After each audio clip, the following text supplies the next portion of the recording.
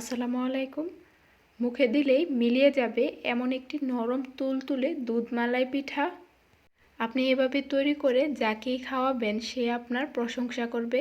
এটা এতটাই বেশি মজার একটি পিঠা। পুরো ভিডিওটি দেখার অনুরোধ রইল। চলুন দেখে নেই পুরো প্রস্তুত প্রণালী। প্রথমে চুলায় একটা প্যান বসিয়ে দিয়েছি, তাতে দিয়ে দিচ্ছি 1 কাপ পানি। তার সাথে দিব আধা কাপ গাজর কুচি। মিডিয়াম সাইজ একটা গাজর এরকম ছোট ছোট পিস করে কেটে নিয়েছি। এখন গাজরটা পুরোপুরি সিদ্ধ হয়ে যাওয়া পর্যন্ত অপেক্ষা করব।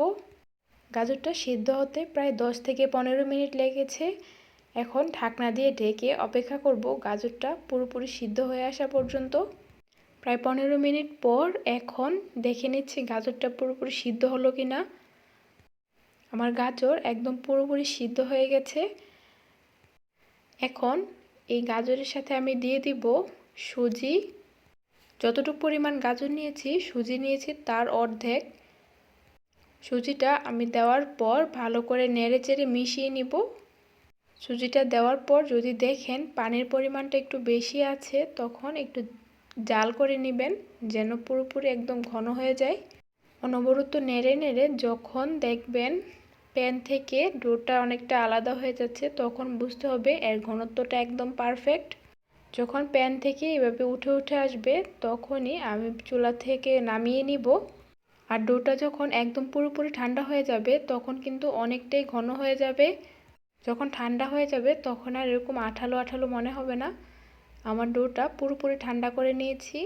এখন হাতে কিছুটা তেল মেখে ডোটা আমি আবারও ভালো করে মিশিয়ে নিব। ভালো করে মেখে মেখে গাজরগুলো একদম পুরোপুরি আমি ভেঙে নিব, যেন একটু আস্ত না থাকে। তারপর হাতে সামান্য কিছুটা তেল মেখে এভাবে আমি গোল করে আমার পছন্দ মতো পিঠার শেপ দিয়ে নিব। এই তো এরকম করে সবগুলো আমি তৈরি করে নিব। আপনাদের সুবিধার জন্য আরও একটি আমি তৈরি করে দেখাচ্ছি।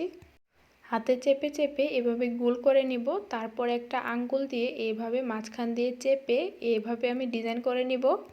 আপনারা চাইলে আপনাদের পছন্দ মতো অন্য যে কোনো ডিজাইনের তৈরি করে নিতে পারেন। এই তো সবগুলো পিঠা আমার তৈরি হয়ে গেছে। তো তারপর পিঠাগুলো আমি এক সাইডে রেখে দিব। তো চলে যাচ্ছি চুলায়। চুলায় একটা প্যানে দিয়েছি আমি 500 গ্রাম দুধ।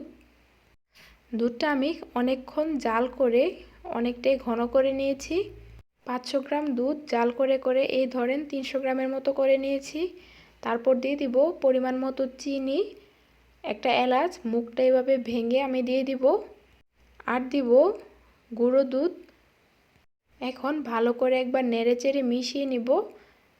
মেশানো হয়ে গেলে সব শেষ আমি ফ্লেভারের জন্য অ্যাড করে দিব 1 চামচ ঘি। ঘিটা অপশনাল, আপনাদের হাতের কাছে থাকলে ব্যবহার করবেন আর না থাকলে বাদ দিবেন।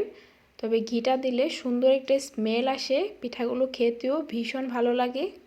এখন ভালো করে নেড়েচেড়ে আমি ঢাকনা দিয়ে ঢেকে এক সাইডে আমি দুধটা রেখে দিব।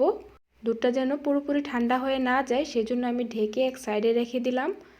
তো তারপর আরেকটা প্যানে আমি পর্যাপ্ত তেল দিয়েছি। তারপর যে পিঠাগুলো আমি তৈরি করে রেখেছিলাম সেই পিঠাগুলো তেলের মধ্যে দিয়ে দিচ্ছি।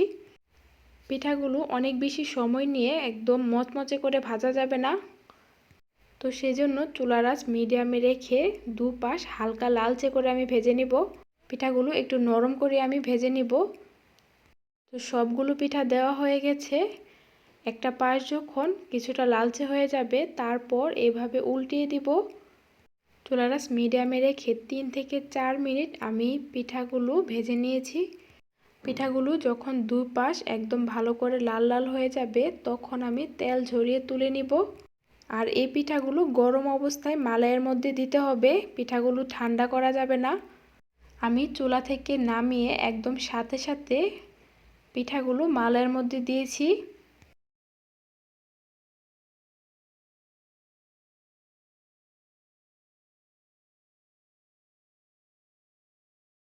এই তো আমার পিঠা একদম পুরোপুরি হয়ে গেছে। এখন তেল ঝরিয়ে আমি পিঠাগুলো তুলে নিব। চুলা থেকে তুলে সরাসরি আমি মালাইয়ের মধ্যে পিঠাগুলো দিয়ে দিব, তাহলে মালাইটা খুব ভালো করে স্যুপ হয়ে যাবে।